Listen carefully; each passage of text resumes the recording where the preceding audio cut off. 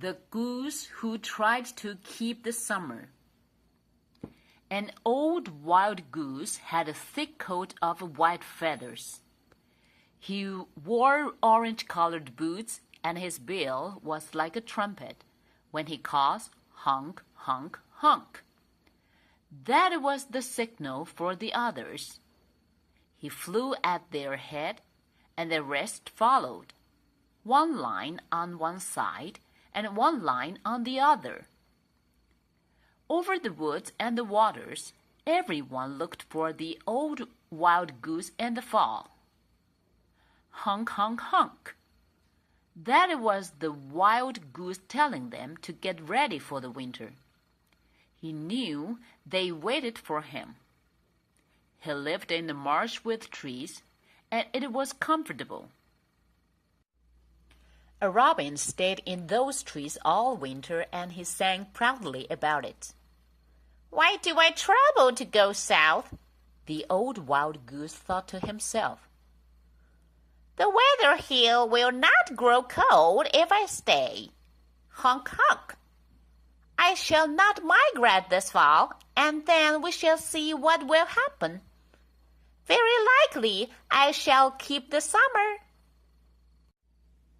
No one knew what the goose had decided, and they listened to him. "Honk, honk!" cried all the other wild geese. "It is time to migrate. Come with us."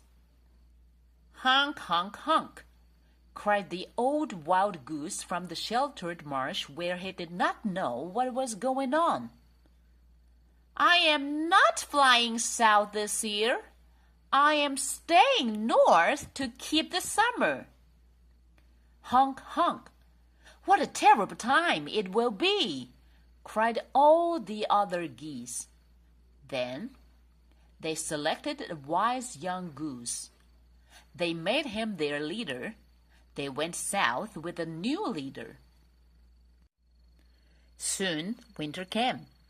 "It must be the winter coming in spite of me," he thought to himself.